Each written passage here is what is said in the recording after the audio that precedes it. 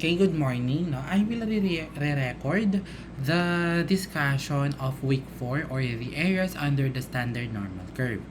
So let me share only now in our face-to-face setup, no, before we had our formal discussion, we had a mini game, no. So this is the 4 picks and 1 word. These words, no, are all related to our lesson, which are area, curve, asymptote, bell-shaped, and symmetric. Okay, because the normal probability distribution curve is a probability distribution of a continuous, symmetric, bell-shaped distribution of a variable. So when we say continuous variable, no, this is continuous variable versus discrete random variable. So ang continuous is hindi siya nabibilang, while the discrete is nabibilang siya. Okay? So example of a discrete random variable is the number of students in senior high school of Santo Cristo Integrated School, no? So nabibilang mo kung ilan yung estudyante na nasa Santo Cristo.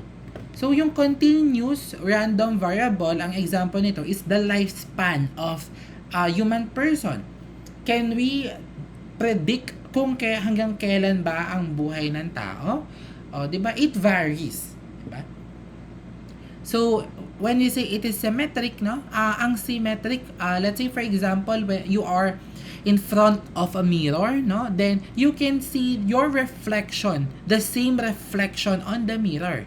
So, that is symmetric. And bell-shaped because ganito ang itsura ng ating normal probability distribution table. So, saan ba nagmumula yan, no? So, let's say for example, you have a histogram. Let me draw a histogram first, no?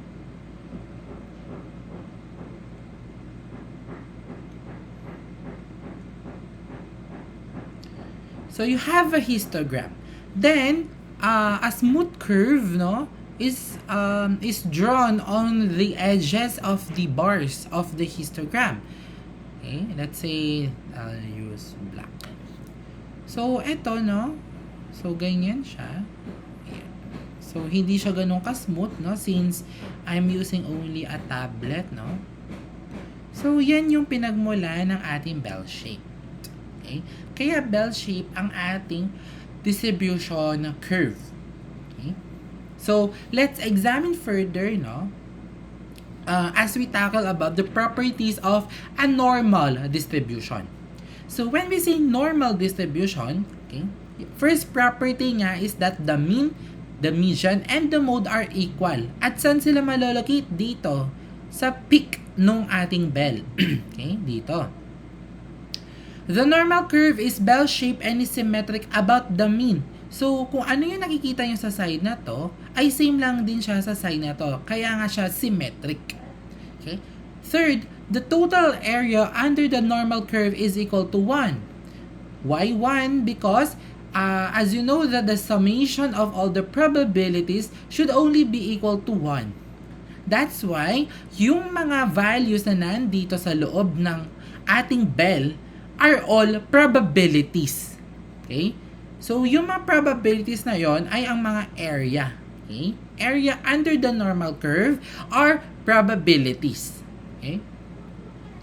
The normal curve approaches but never touches the x-axis as it extends farther and farther away from the mean. This is what we call asymptotic. Asymptotic. Okay? So, di ba yung asymptote? Ganito yung figure ng asymptote, GenMat natin. Malapit na malapit siya sa x, pero hindi sila magdidikit at some point. Ito yung sinasabi natin na pinagtagpo, pero hindi tinadhana. Okay? Malapit na malapit siya sa x, pero hindi siya didikit sa x-axis. That is what we call asymptotic. Okay? So, ito naman, itong equation na to, this is what we call the population density. Bakit tayo nagkakaroon ng taas? 'Di ba? Sa ating x and y axis. Yung y axis natin, siya yung height. o yung taas ng ating line, no? Yung x naman siya yung haba. Okay? So, para magkaroon tayo ng ating y-axis at mabuo ang ating bell shape, ito yung taas niya, ito yung y, gumagamit tayo ng formulang e raised to negative 1/2 multiplied by x minus mu over 2 squared, you divide that with sigma square root of 2 pi. We can calculate this, no? Kung meron naman tayong values na random variable, yung population mean natin, standard deviation, yung pi natin na constant yan, no? Pwede lang 3.14 yan, at 2.7183 ang ating natural number. So, itong mga constant na to ay available sa ating calculator, no? Pero since we are not digging deeper sa ating statistics, that's why we will not focus on this equation, but rather on the concepts of the areas under the standard normal curve. Because the mathematicians, nagbigay na sila ng values ng y. Hindi na natin kailangan gamitin itong formulang ito para lang tayo magkaroon ng values of y. Okay? So, how do we construct a standard normal curve? Okay? So, first, it should be bell-shaped and symmetric. So, dapat ganyan siya. Symmetric siya at dapat medyo bell-shaped siya. Okay? Both sides of the tail of a normal curve should not touch the horizontal axis. In the horizontal axis, use 0 at the center where the mean is located. And use 1, 2, and 3 to the right, and negative 1, 2, and negative 3 to the left. But still remember, there is an integral parts between each number. However, it is not limited to the negative 3 and 3. It is extended indefinitely. So, this statement number 3 is a little bit overwhelming, but we will dissect it in the way na maiintindihan natin silang lahat. Okay? So, ganito siya. Let's say, for example, nakadraw ka na ng bell shape at symmetric siya. At sabi nga, yung tail nung curve natin ay hindi magta-touch siya sa x-axis. Although, inoyayan ko ng konti, pero dapat sobrang minimal lang yung gap nung x-axis tsaka nung curve, okay? So, sabi yung mean daw should always be on the center. So, let's say, for example, we use the mean 85. Okay? So, 85 is here on the center. Okay? And standard deviation of 4. Okay? Ano ulit ang definition natin ng standard deviation? Di ba ito yung kung gaano kalayo or kalapit yung mga values sa mean. Okay? So, pwede siya maging positive deviation, pwede siya maging negative deviation. Okay? So, let's say, for example, you have a mean of 85 and a standard deviation of 4. So, ano ba yung value next to 85 using the standard deviation of 4? So, you just add 4 to 85 and we can have, let's say this is 91. Okay? So, ano naman kaya yung number before the 85? So, before the number 85, you have to subtract 4 to 85, making that an 81. Okay? So, ito yung standard deviation na 4. Ito din yung deviation na 4. So, ibig sabihin, 91 is 4 steps away to 85, which is your mean. Okay? This 4, it represents 1 standard deviation. So, if we are going to interpret that, 91 is 1 standard deviation away from the mean. Okay? So, ganun din yung 81. 81 is 1 standard deviation from the mean. Okay? So, let's say magkaroon pa tayo ng 95 dito. So, di ba 4 din ang distance nito? So, ilang 4 yan? Di ba dalawa? You have 1 and 2. Now, kung i-interpret natin yung 95, 95 is 2 standard deviation away from the mean. So dito din sa isang side nito, we have 77, no? 4 din ang distance nito. So dalawang 4 ulit yan away from the mean or before the mean. So we can say that 77 is 2 standard towards the mean. Okay? So ganun lang yung sinasabi niyan. Kaya itong 0 na to, ito yung mean natin. This is your 85, this is your 91, this is your 95. So sa side na to, this is your 81, this is your 77. Kaya siya 2 standard towards the mean, no? Dalawa kasi yung pagitan niya, 4 and 4. Dito naman, 1 standard kasi 4 ang distance. Dito, 2 standard deviation away from the mean. Okay? So, ganun yung interpretation or yung visual representation ng standard deviation sa ating mean. Okay? Kaya mahalaga na ikino-compute natin ang ating standard deviation upang sa ganun magkaroon tayo ng idea kung gaano ba kalayo yung value sa mean. Okay?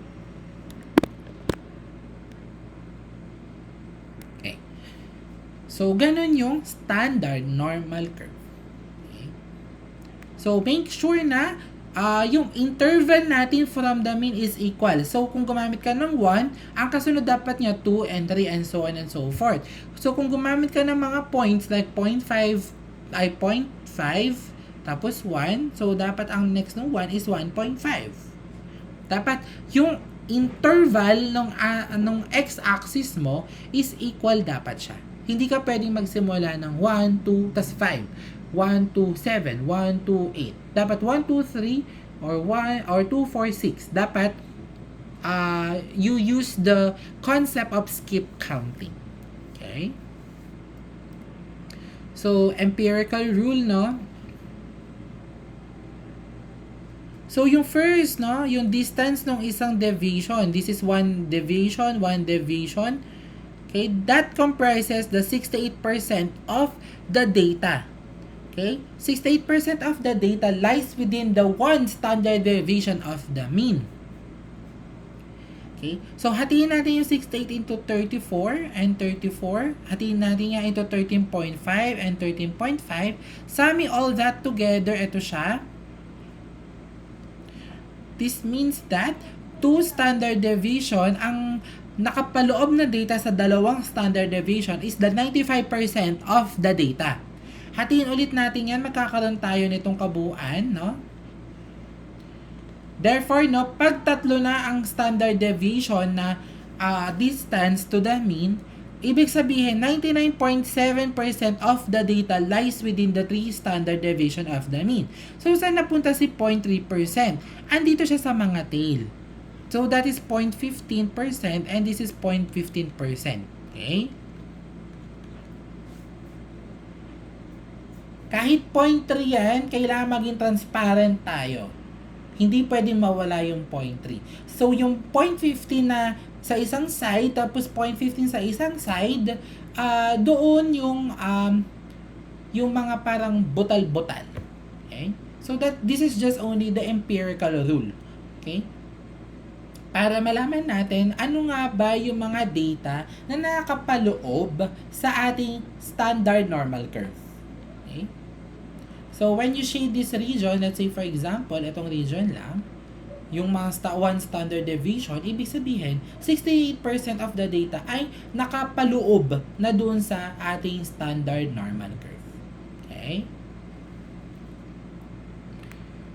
So, how do we find the area under the standard normal curve?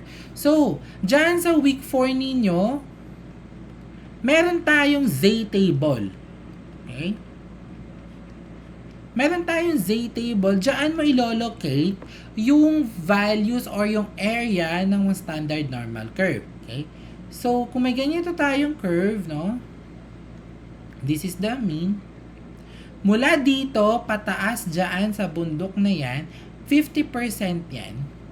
Dito yung the rest of 50%. Okay? So, di ba 0 to? As the mean, no? I'm sorry. This is not 0, no? Wait lang. Let me erase it. That is not 0. Okay.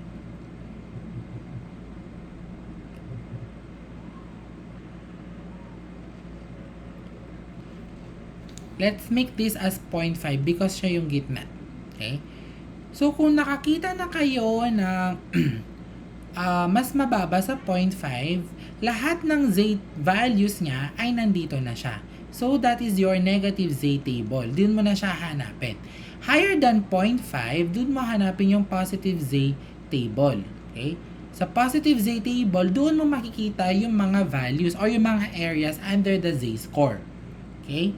So, let's say for example, hanapin mo yung area ng 0.36. Z-score ng 0.36. Is this higher or lower than 0.5? Diba? It's lower than. Therefore, pupunta ka na sa negative z table. So, ganun siya gamitin. Okay?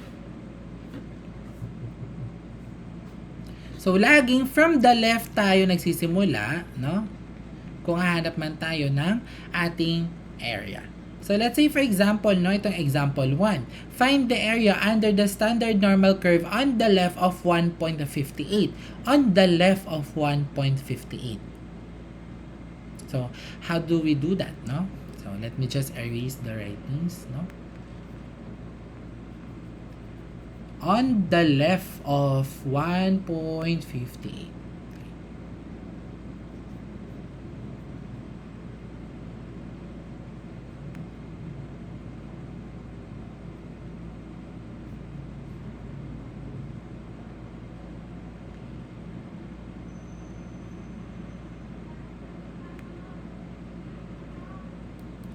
Okay. So, una, hanapin nyo muna yung z-score nung yung area ng z-score. So, you have 1.58. So, mas mataas siya sa 0.5 or mas mataas siya sa 1, no? As 0 yung reference natin. So, pupunta na tayo doon sa positive z table. So, dito sa leftmost column, ito, yung leftmost column, dito mo makikita yung first two numbers. Diyan mo makita yung first two numbers. Pwede, diyan mo rin makikita yung first decimal point. Okay? Ito yung first decimal point. So, locate mo siya, 1.5. Now, ito yan, yung nakita mong values ng 1.5, subtract mo siya dito sa ating pinapahanap. It will give you a difference of 0.08. Ngayon, yung mga butal, okay, I will use the word butal, sila yung makikita mo sa topmost corner. Okay, o yung mga headings natin. So, dun yung 0.08. Ngayon, pag meet mo silang dalawa, ang makukuha mo is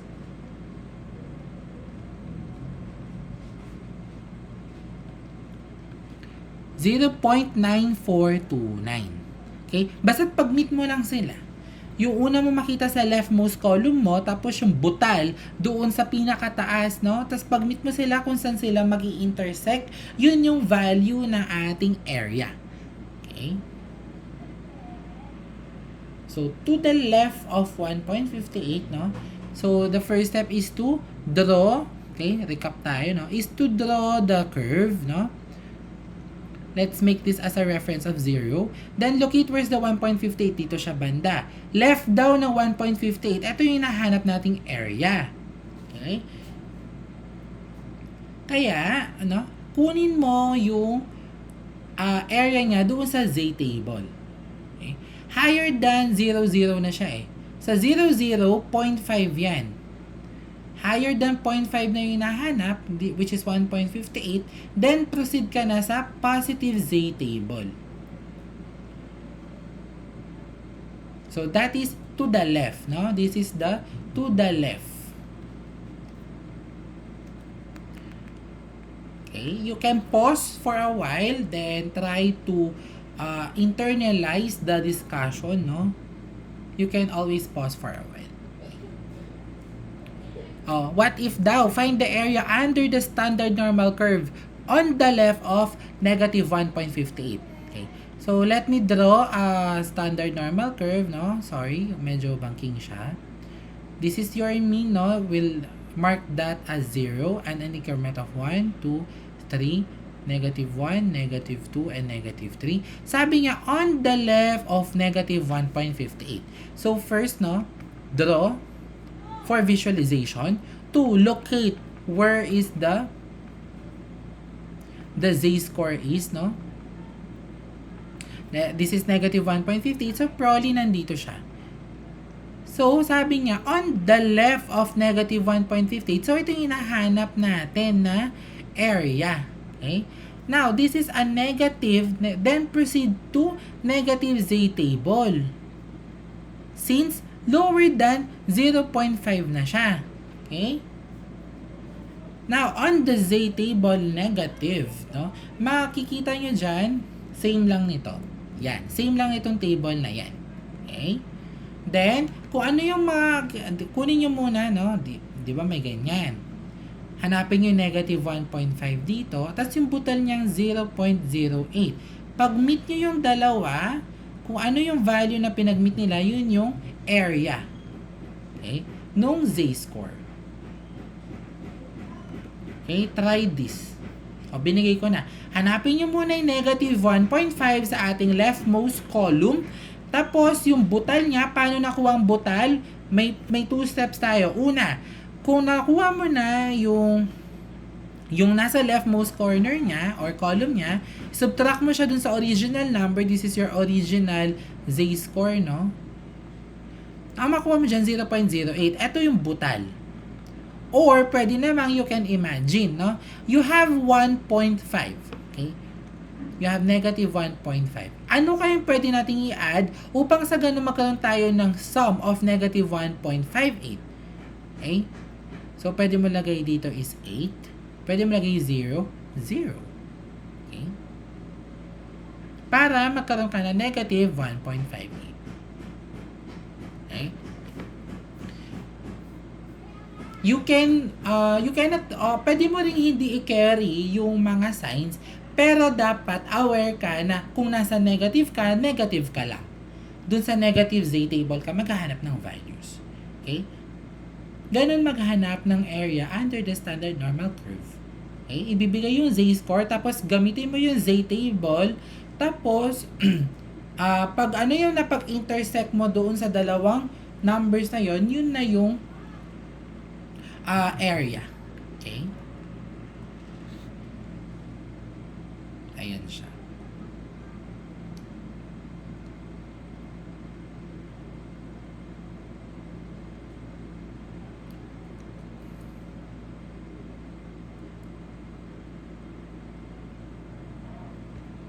So, paano kaya naging 90.62 yan? Ganito yan. Sabi nga, find the probability or the area that a standard normal score selected at random falls between negative 1.46 and 2.02. Okay. So, you draw always, no? The standard normal curve. Okay. And yung peak nga, yun yung 0. Tapos, meron tayong 1, meron tayong 2, meron tayong negative 1, negative 2. So, locate mo muna ito negative 1.46. Okay, so probably nandito siya banda. So, lagay ka na ng broken line. Second, yung 2.02, probably nandito siya banda, lagay ka na ng broken line. Now, ang hinahanap, ano daw yung area na yung standard normal score ay ma-select at random na nasa pagitan ng negative 1.46 and the 2.02. So, dito siya. Ito yung hinahanap natin na area. So, how do we solve that? So, first, no, alam mo na dapat yung z-score na makikita mo is lower than 2.02. Pero saan mo ba hanapin ang values nito? Sa positive z value. Okay? How about this negative 1.46? Saan mo hanapin to? Sa negative z value. Ay, z table. Z table value. Okay? Now, ang makikita mo sa positive z table, no, yung value ng 2.02 is 0.9783. O, paano ginawa yan? Hanapin ang 2.0. May 2.0 dyan. Tapos yung butal niya 0.02. Pag connect mo, makukuha mo yan. Expect na malaki talaga yan, no? Malapit na siya sa 1 since doon sa diagram natin, malapit na siya doon sa 100% na tail. 'Di ba sa empirical rule natin? Okay? Now, pagkatapos mo sulat mo yung value ng 2.02, proceed ka sa negative z table value. O, locate mo niyan si negative 1.4 at 0.06, no? Pag meet mo, ang makukuha mo dyan is 0.0721. Be careful with the decimal point, ha? Okay. Now, ano ba ang mas mataas? Si 0.9783 or si 0.0721? Of course, no, mas mataas dyan si 0.9783. Now, isusubtract mo niyan si 0.9783 kay 0.0721, magkakaroon ka ng difference of 0.9062. So, ito na yung area nitong shaded region. Okay? That is 90.62% or 0.9062. So, pag may dalawa ka ng value na binigay, hanapin mo muna yung mga z-score nila sa mga respective z-table nila. Then, yung mataas, no? The bigger number, subtract to smaller number. That is your area. Okay? Kasi pag smaller minus bigger, magne-negative yan. May area bang negative? Na-imagine mo na ba yung square ay wala kang makikitang area niya? Wala. So, ang area is always positive.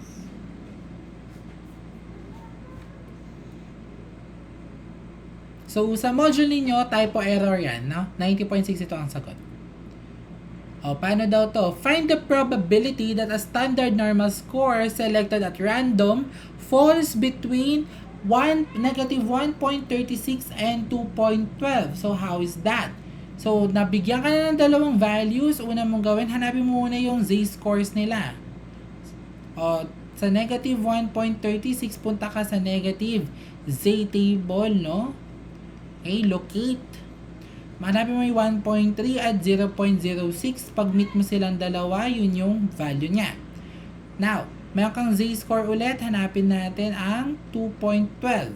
Punta kang positive z-table.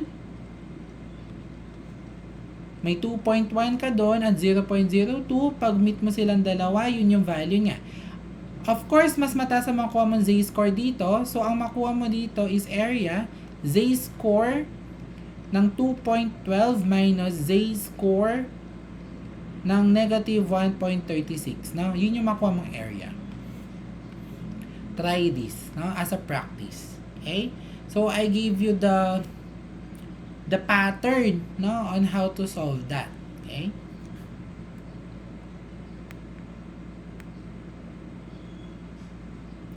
So, find the area under the standard normal curve above 0.74. Above naman tayo ngayon. So, kanina ang na-discuss natin is to the left, in between. Ngayon, above. Okay? So, when we say above, of course, mas mataas na sa 0.74. So, draw tayo ng standard normal curve natin.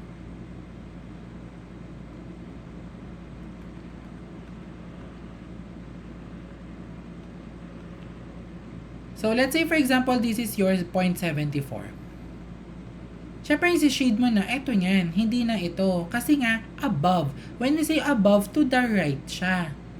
Okay? So, how do we solve that?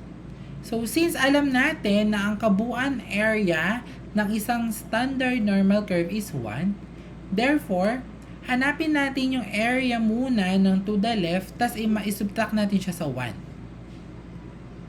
So, how do we do that, no? So, that is 0.74. punta ka ng positive z table, no? Hanapin mo si 0.7 at si 0.04. May makukuha kang value dyan. Ano kaya ang value nun? That would be 0.7704. Okay?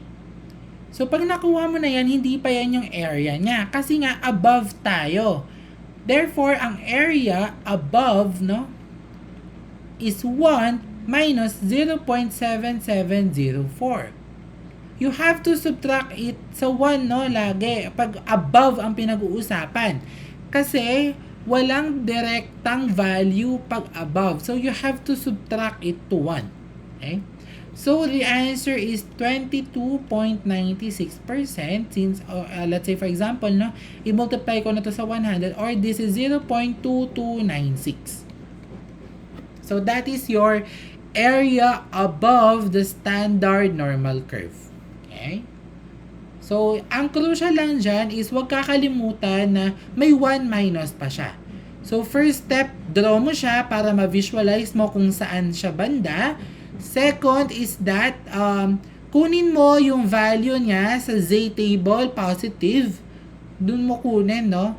Tapos, third step, hindi pa yun yung final answer. 1 minus yung nakuha mong value sa Z table niya, then that is your area above. Okay? That is your area above.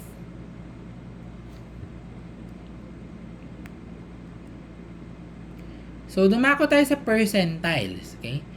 Ang percentile is the percentage of scores that fall below a particular value. Okay? Let's say, for example, you took an entrance examination and you garnered a score of 96%. So, therefore, meron ka 96th percentile. Paano ba natin interpret yun? Ibig sabihin, no, may 96% ng tao ang mas mababa sa'yo. Okay? Percentile. So, ganun siya. Later on, I will discuss on how to solve per percentiles. Okay?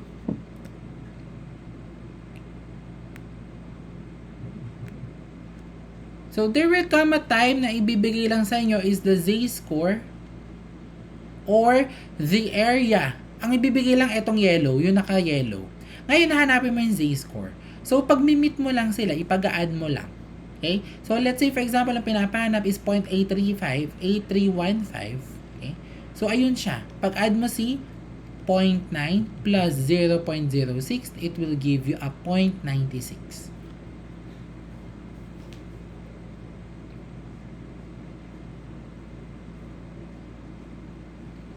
O, ito yun. To the right is above. Okay? Above of Z of 0.1251. Hanapin daw natin yung z-score na above sa right of or to the right of z, that is 0.1251. Locate first kung nasan ang 0.1251. Okay? Then, pag-add nyo lang siya, negative 1.1 plus 0.05, it will give you a negative 1.15. So, that is your z-score. Okay?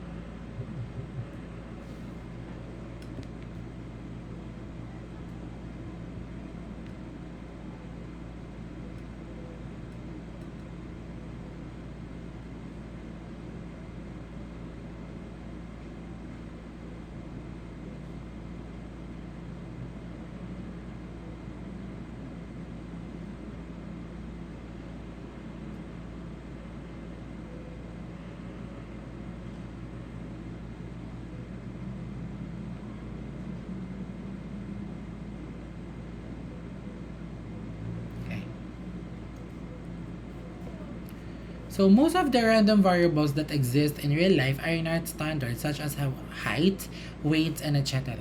In this case, to use the z-table, you need to convert the normal random variables to a standard normal variable. This is what we call standardization. Given a normal variable x with mean of mu and standard deviation of sigma, each value x of the variable can be transformed into z-score using this formula, where x is your random score, mu is the mean, and sigma is the standard deviation. So, kung meron ka ng tatlo nito, masosolve mo na yung z-score. So, kung pinapanap yung area nung ganon, once na nasolve mo na yung z-score, proceed na sa z-table. Okay? So, let's solve this. A variable or random variable x has a mean of 24 and a standard deviation of 7. Find the corresponding z-score for x equal to 30. So we all know that the formula of z is x minus mu over standard deviation. So what are the given, no? X is 30, mu is 24, and the standard deviation is 7. So present tong tatlong elements or tatlong variables. So direct substitution to the formula. So z is equivalent to 30 minus 24. You divide that to 7, no? So dahan-dahanin nyo lang siya. 30 minus 24 is 6. This is 7, no? So what is 6 divided by 7? We have 0.8571, or this is equivalent to 85.71%. So paano i-convert ang decimal into percent? Move lagi ng dalawa. 1, 2. I-move yung decimal point ng dalawang beses. Since ang 100 ay may dalawang 0, kaya tayo nagkaroon na 85.71. Okay? So to transform a standard normal score to a data value x in each normal distribution, we use the formula x equals to mu plus z multiplied to standard deviation. So paano namula yan? Here's the derivation. You have your x is equivalent to x minus z is equivalent to x minus mu over standard deviation, no? We can cross multiply this already, okay? Or you can multiply it, or you can multiply the whole equation to the standard deviation. So we have z multiplied by standard deviation. You have your x minus mu standard deviation over standard deviation. Magka-cancel out yan. So meron ka ng z multiplied by the standard deviation, x minus mu. So, first, nakuha na natin yung gusto natin. Now, paano natin malilipat si mu doon sa kabila? Over the backward. Kapag nag-over the backward, nagpapalit tayo ng sign. Okay? So, rearrange lang natin. Ang makukuha natin is mu kasi magpa-positive na siya plus z multiply standard deviation. Ganun nakuha itong formula niya. Okay? Kasi ang target mo, yung x lang is nasa isang side. So first, no, multiply mo the whole equation through the denominator. Or that is your standard deviation.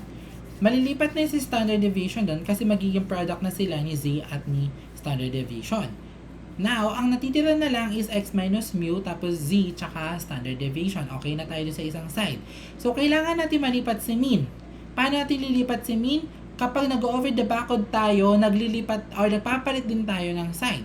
Kaya ang final equation natin is x equals to mu plus z multiplied by standard deviation or the sigma. Okay? So, gamitin natin siya. The scores in a quiz of grade 11 students in a school is normally distributed with a mean of 34 and a standard deviation of 5. Find the value x corresponding to a score of 1.18. Okay? So, sulat muna natin yung mga given natin. Sabi niya, normally distributed with a mean of 34. Now, that is your mu. Okay? Sorry, that is your mu, which is 34. And a standard deviation of 5. Standard deviation of 5 is 5. Okay? Sigma is equivalent to 5. Find the value of your x corresponding to a z-score of 1.18. You know the formula x is equivalent to mu plus z multiplied by the sigma. So, substitute tayo kasi unknown si x. Yung mu natin is 34 plus yung z natin is 1.18. multiplied by 5. So, x now is 39 point something ata yan. 39.9.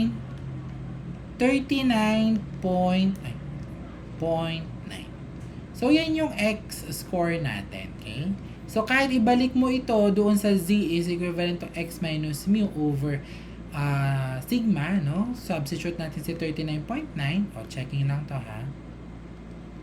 Minus 34 over 5. Ang z natin dito is 1.18. So, our answer is correct. Okay? O, take a pause. Pause nyo muna, tingnan nyo yung variables, tingnan nyo yung pagsasubstitute, no? Kahit simpleng calculator lang to, makakalculate to, no?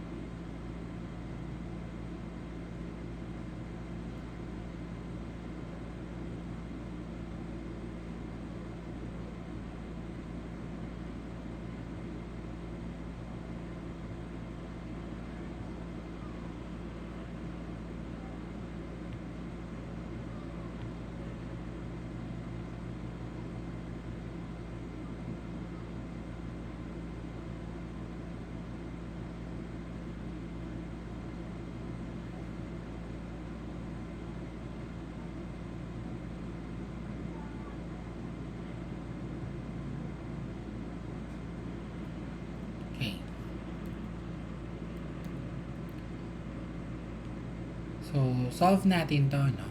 Ito na yung application ng mga pagkuha ng z-score, pag-compute ng in-between, to the left, to the right, no? Okay? So, unang-una yung gagawin kapag may worded problem na kayo in terms of this, no? Is to dissect and to read all of the, or identify all of the variables, okay? So, here on this first problem, you have, no? The first quarter grades in general mathematics for grade 11 students has a mean of 82. So, mark mo na dito, mean daw siya 82. Lagay mo na yung mu.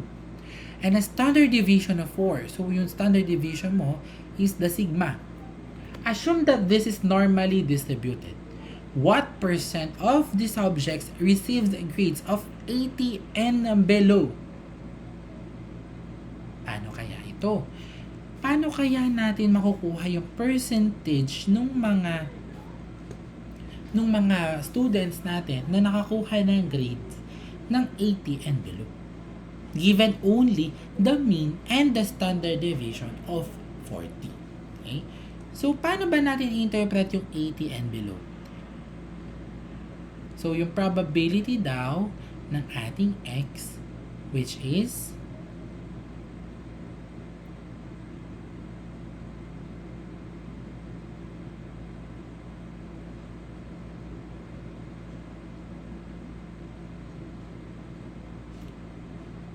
less than or equal to 80. Okay? Kasi nga, 80 and below. So, max na dapat yung 80. Okay? So, kung gagawa tayo ng normal curve, no? Ito daw yung mean niya, 82. Saan kaya si 80 dyan? So, probably nandito si 80. Pero, ang standard deviation niya is 4, no? Adi dapat ang ating first deviation is sa 78 kasi 4 nga ang distance nila. Therefore, no? Ito ay 2, ito ay 2. 80 is half. Half lang siya ng 4 eh. Half the standard deviation of 82. Okay? So, paano kaya natin isosolve yung area niyan? Given na may mean ka na 82 and the standard deviation of 4 at x value na 80. Solve muna natin yung z. Okay? So, you have x minus mu over standard deviation or the sigma. So, substitute the values. You have your x 80 minus your mu is 82. Expect a negative kasi nasa left na siya ng 82. Diba, kanina sa standard deviation natin, 0 ang mean natin at nasa left ng 0 is negative numbers. So, expect a negative number. Okay? And this is your standard deviation for, no? This is equivalent to 80 minus 82. You have negative 2 divided by 4. Z is negative 0.5. Okay? Now, hanapin daw natin yung percent ng mga nakakuha ng 80 and below. Meron na tayong z-score. So, proceed na tayo sa negative z table. Okay? Sakto yan. Makikita mo yung 0.5 dito at 0, 0 dyan. Pag meet mo yung dalawa, yung nanditong score na to, yun na yung percentage ng subjects na naka-receive ng grades na ganon. Okay? Let me get my Z table.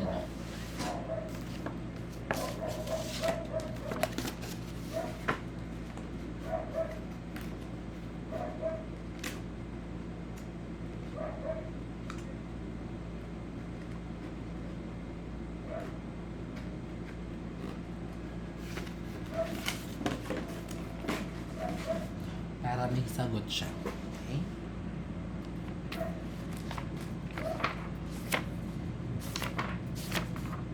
So, you have a negative 0.5, no? So, negative 0.5 is 30, or this is 0.3085, or move tayo ng dalawang decimal point to the right, magiging 30.85%. Okay? So, ganun siya ha. So, ibig sabihin, yung mga students na naka-receive ng 80 and below are 30.85% of the population. So, first step, no? Compute for the z-score. Next is to locate the area of the z-score, no? Gamitin nyo yung z-table na naka-indicate dyan sa inyong modules. Okay? So, take a pause, internalize on how I did this, no? Try it on your own. Okay? Lagi nyo kasangga ngayon si z-table values. The positive and the negatives. Okay? Lagi yan hanggang week 7 na, hanggang 4th quarter na, hingi kayo ng z-table copies. Okay? Pwede din. Nasa net din ang z-table copies. Hindi nyo masasolve ang mga modules sa statistics kung wala kayong z-table. Okay? So, I'll proceed in a while, no? Okay. So, let's try this second problem. What percent of the subjects received grades of 85 and above? Okay. So, let's draw. This is your mean. This is your 82. Ang next division nito, let's say 4 ha, 86 dito yan. So, yung 85 andito. Sabi niya, 85 and above. So, to the right ng 85 ang hinahanap natin. Paano natin kukunin to? So, kunin muna natin yung z-score niya, tapos yung area niya, tapos 1 minus area, yun yung percentage. Okay? Ito yung steps natin para ma-solve natin to. So, solve muna natin siya. Kunin muna natin yung z-score niya. Ang ating x ngayon is 85 minus, ang mean natin is 82. Expect a positive kasi nga, mas mataas siya sa 82. Okay? Minus this, over, or divided by the standard deviation of 4, no? So, 85 minus 82, this is 3 over 4. 3 over 4 is 0.75.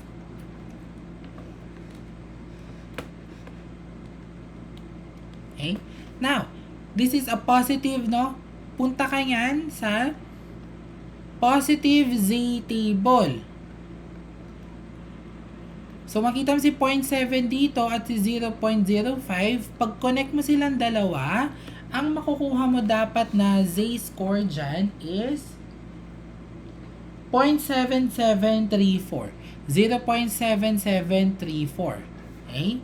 So, once na natapos ka na sa pag-locate ng area niyan sa z-table, yung percentage natin is 1 minus 0.7734. This is equivalent to 1.7734. 0.2266. Move natin ng dalawa, makakaroon tayo ng 22.66%. Anong interpretation neto? 22.66% ng population ng grade 11 ang nagkaroon ng grades 85 and above. Okay? So, ganun yung interpretation niya. Take a pause. Internalize what happened sa letter B. So, ang steps yan is to first solve for the z-score. You have your 0.75. Next is to locate the area of the z-score na 0.75. So, kunin nyo muna yung 0.7 sa leftmost column. Tapos, i-add nyo yung butal na 0.05. Pag connect nyo yung dalawang yon, makukuha nyo yung intersection nila at 0.7734. Now, yung percentage na hinahanap, 1 minus the area na nakuha ninyo, which is 0.7734. Then, subtract ito, ang nakuha nyo is 0.2266. Move the decimal point to the right twice. Since 100 ang pinag-uusapan natin, may dalawang 0 yon. Kaya ang ating final answer is 22.66. The interpretation of that is that we have 22.66% of the grade 11 students received a grade of 85 and above.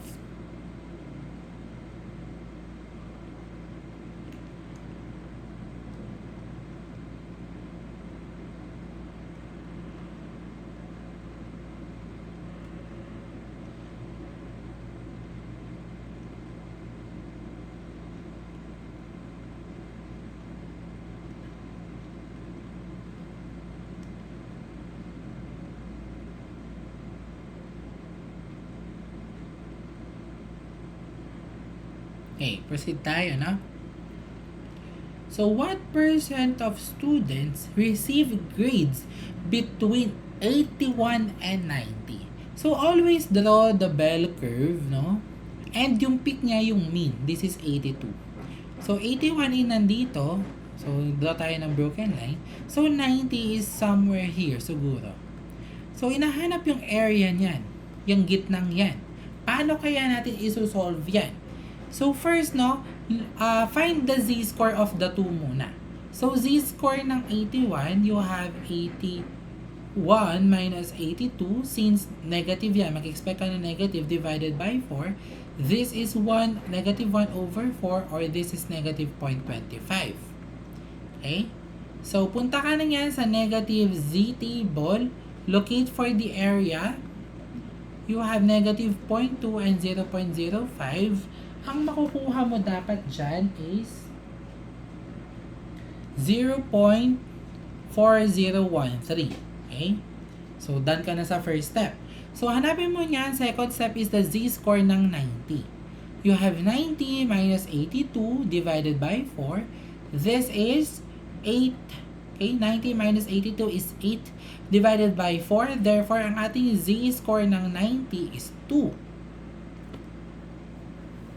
Since it is correct, no, that is 2 standard deviation away from the mean. 82 plus 4, this is 86. 86 plus 4, 90. Okay? Ito naman is kalahati ng kalahati. Gets ba? Wait lang. 82, dito dapat yung 78. Tapos, this is kalahati. Okay? And this is the kalahati. But the kalahati has a kalahati. Ganun siya. Okay? Kaya siya 0.25. Now, kung nakakuha ka na ng 2 na yan, proceed ka sa positive z-table, no? Locate for 2 and 0 sa taas. Ang makukuha mo dyan na area is 0.9772. 0.9772. O, paano yung area niya? Pag between yung mataas, which is 0.9772, subtract mo sa mababa na 0.4013, Subtract lang yan kahit sa calculator sa phone, magagawa yan. It takes time and practice para ma-solve itong module na to, no? You have a 0.5759, no? Move the decimal point twice, magkakaroon ka ng 57.59%. Ibig sabihin yan, 57.59% of the grade 11 students receive a grades between 81 and 90. Okay? And last, no, what is the 70th percentile? So, I will not discuss this linear interpolation because it is hard, no? So, what I'm going to teach you is to average na lang. Since mas close naman siya, okay? Malapit naman yung mako-compute na sagot kung mag-average tayo kaysa mag-linear interpolation pa kayo. Okay?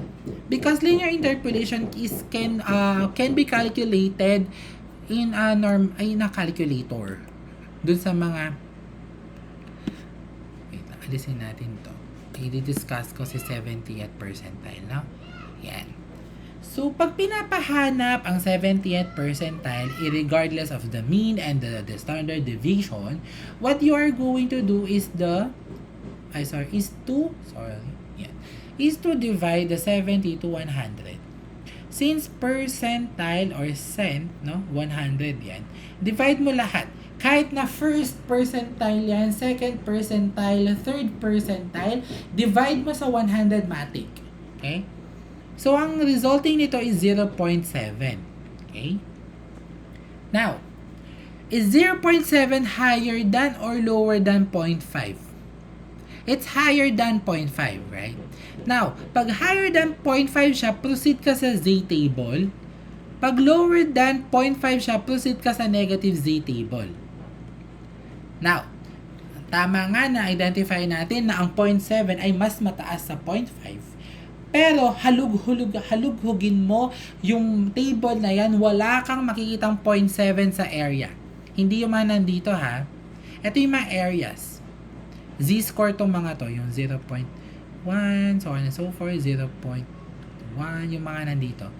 Okay? Hindi yan yung hinahanap natin. Ang hinahanap natin na values ay yung mga nandito sa loob. Halughugin mo yan, wala kang makikitang 0.7. Okay? Paano natin isosolve yan? Ngayon, no? Nasa z-table ka ng positive. Tama? Okay.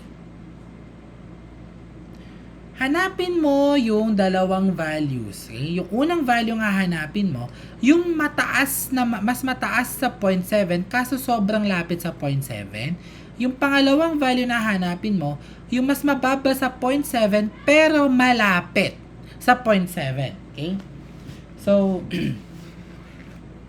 So, kunin nyo yung z-table ninyo, i-practice natin. Hanapin natin sa buong areas nga yung malapit sa 0.7 na mataas at yung malapit na 0.7 pero mababa. Okay? So, saan ba yun? So, meron tayo dito. Kung nakita nyo si 0.6985, agree ba kayo na mas mababa siya sa 0.7? Tama. Pero malapit na siya sa 0.7 kasi point something na lang yan. Pagpo 0.7 na. So, ito yung unang values na hinahanap natin. 0.6985. Ngayon, ano yung z-score niya? Di ba meron kang 0.5? Tsaka 0.02? Eh di ang z-score niya, z1 niya is 0.52. Kasi pag-a-add mo yan. Now, a practice niyan is na, yung isang value na hinahanap natin is yung kasunod niya lagi, which is 0.7019. Agree ba kayo na mas mataas siya sa 0.7? Yes, mas mataas siya sa 0.7 at sobrang lapit nga sa 0.7 to the point na ang difference nila is 0.0019. Okay? Ito ay 0.03. Therefore, yung Z2 natin is 0.53. Ang hinahanap natin is the 70th percentile. Ang gagawin natin, i-average natin yan. Say, 0.52 plus 0.53 divided by 2. Ang makukuha mo dito is 0.525. Wait, let me check, no? Ayan. It's 0.525.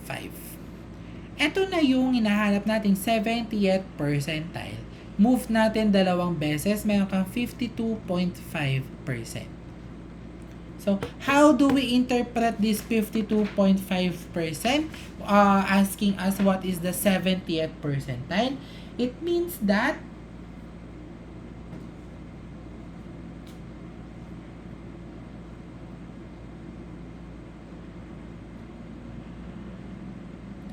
the value, no, of the 70th percentile lies within the 52.5% of the area. Pero that is just only the z-score. If we are going to ask the z or the x-score, ang kailangan natin i-solve is the x, no? Meron kang z sigma plus mu. This is 0.525 multiplied by 4 plus 82. Ang makuha mong z-score dito is 84.1. So, meaning, no, 70% of the students got a score of approximately 84.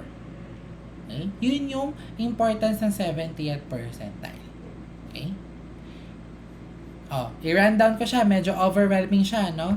So, pag pinapahanap sa inyo ang 70th percentile, divide nyo muna sa 100. Divide nyo muna sa 100, then determine if the decimal counterpart of the percentile is higher than or lower than the 0.5. If it is higher, then proceed to positive z-table. If it is lower, proceed to negative z-table. Now, ang hinahanap natin is yung area. Okay? Area at yung corresponding z-score niya. Halughugin mo yung buong table na yan, wala kang makikitang 0.7 na sakto sa mga areas niya. Ngayon, hahanap ka ng dalawang values. Hanapin mo yung mas mataas sa 0.7 pero sobrang lapit lang. That is your 0.7019, no? And hanapin mo yung mas mababa sa 0.7 pero sobrang lapit. That is your 0.6985. The technique here is that pag nahanap mo na isang value, no, usually mas mababa sa point dun sa hinahanap, no, yung kasunod niya to the right, yun na yung isang value na hinahanap natin. Now, once you located the areas doon sa z-table natin, pag-add mo yung dalawang values niya at makuha mo yung z-score. Okay? So, meron kang z1 score na 0.52 at z2 score na 0.53. You average that is the z-score of the 70th percentile. Okay? Now, pag hinahanap yung score or yung random score, gamitin mo yung formula na x equal to z sigma plus mu. Okay? Your z there is 0.525 multiplied to 4, which is our standard deviation. Yung product nito, add mo yung mean natin na 82, ang nakuha natin is 84.1 or roughly to 84. Anong interpretation yan? 70% ng estudyante natin sa grade 11 ay nagkaroon ng grade of 84 or approximately 84 and below. Kasi nga, di ba, pag sinabi nating 70th percentile, may 70% ang mas mababa sa'yo. If you belong to the 70th percentile. So, ganun siya gawin ha. Ganun siya gawin.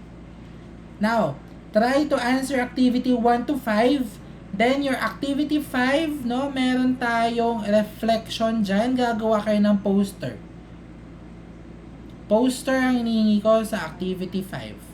So, kahit simpleng poster lang sa coupon bond, gagawin nyo siya. Okay?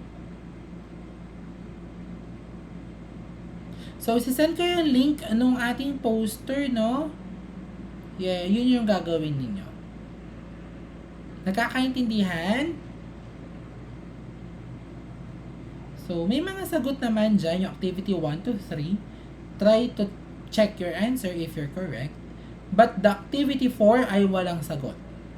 Yung activity 4, ang process niya, itong A to D.